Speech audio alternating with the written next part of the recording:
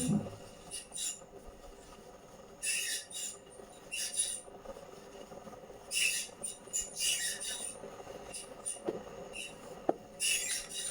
Students, आज के इस लेक्चर में हम लोग बात करेंगे मैटर इन और सराउंडिंग्स के बारे में। ठीक है, तो हम लोगों ने जैसा कि हम लोग क्या जानते हैं कि जो मैटर होता है, मैटर क्या होता है बेसिकली, अगर कोई मैटर को डिफाइन करना चाहेगा तो एनीथिंग, कोई भी वैसा चीज जो क्या करता हो कि स्पेस घेरता हो, स्पेस घेरता हो और साथ में क्या होता होगा, कुछ ना कुछ उसका मास होगा।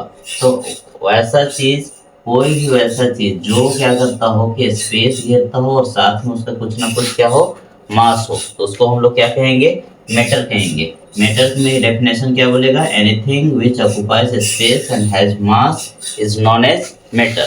मेटर को बेसिकली हम लोग क्लासिफाई करना चाहेंगे तो मेटर को किस तीन भाग में डिवाइड करेंगे, सॉलिड, लिक्विड और गैस।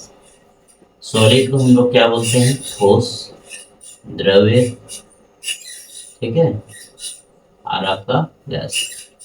ठीक है, तो हम लोग क्या जानते हैं कि जो सॉलिड होता है, सॉलिड में क्या होता है कि सॉलिड, लिक्विड और गैस।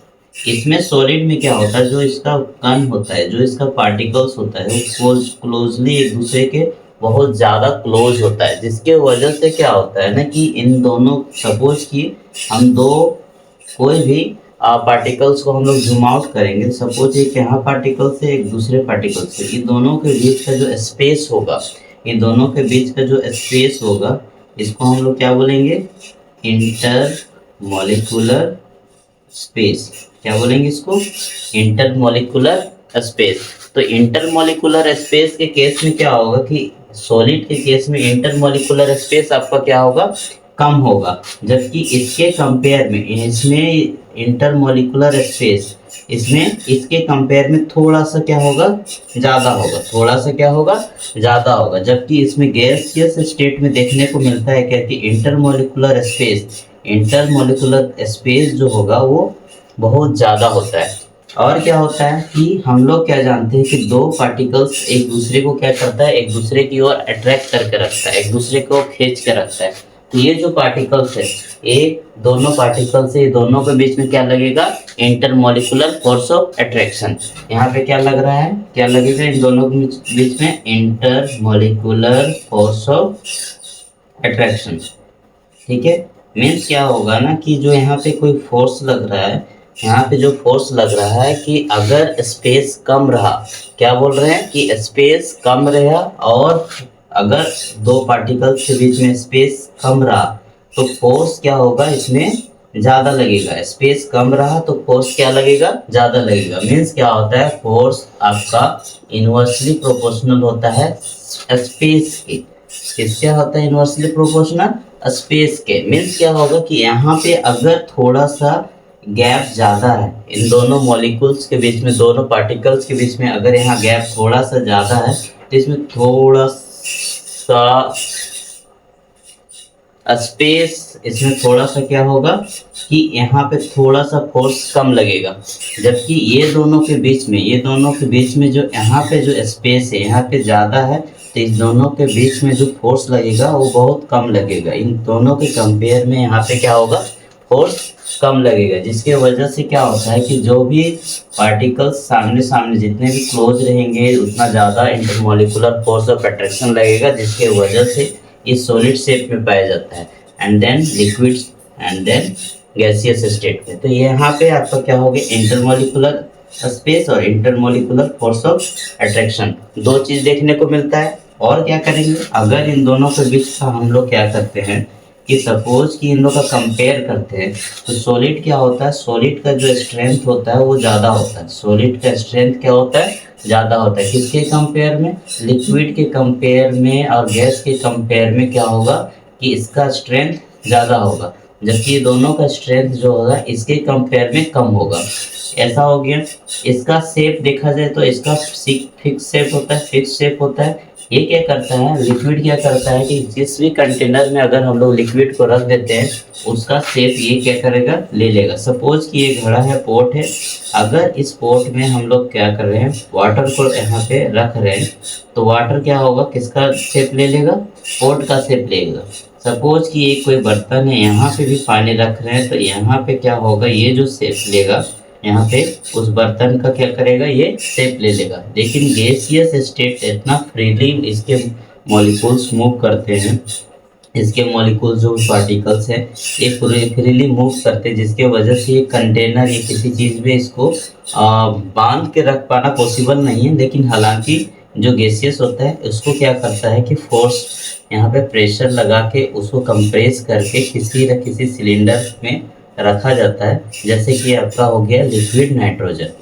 लिक्विड नाइट्रोजन एक्चुअली में पहले ये क्या था कि गैसियस स्टेट में था, इसको कन्वर्ट करके प्रेशर डाल के, प्रेशर इसमें अप्लाई करके लिक्विड नाइट्रोजन में क्या कर दिया गया, इसको कन्वर्ट कर दिया गया। तो यहाँ पे क्या होता है कि इन लोग का आप देख चुके हैं कि शेप के मामले में जब देखेंगे तो ये क्या था, फिक्स शेप था, इसका फिक्स शेप नहीं है, और इसका शेप तो खैर कुछ कंपेयर किया ही नहीं जा सकता। तो ये था आपका सॉलिड, लिक्विड और गैस के बारे में कुछ बेसिक्स बातें। अब हम लोग जानने की कोशिश करेंगे कि कभी भी जो सॉलिड होता है, सॉलिड क्या होता है ना कि सॉलिड को अगर लिक्विड में कन्वर्ट करना है, अगर सॉलिड जो होता है लिक्विड में कन्वर्ट हो रहा है, तो क्या हो रहा है कि सॉलिड लिक्विड में कन्वर्ट हो रहा है।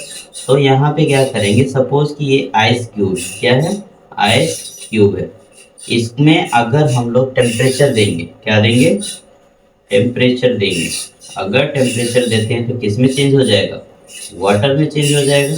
सॉलिड किस में चेंज हो रहा है, वाटर में। एंड देन फिर से और टेम्परेचर बढ़ा देते हैं तो क्या हो जाएगा, ये गैसियस स्टेट में, मीन्स क्या हो जाएगा, पेपर बन जाएगा। यहाँ पे कन्वर्जन देखने को मिल रहा है कि सॉलिड से लिक्विड, लिक्विड से गैस हो रहा है। हम लोग उसी तरह रिवर्स कर सकते हैं कि गैस से क्या होगा, लिक्विड होगा, और लिक्विड से सॉलिड होगा। किस केस में, अगर हम लोग टेम्परेचर को क्या करते हैं, डिक्रीज कर देते हैं।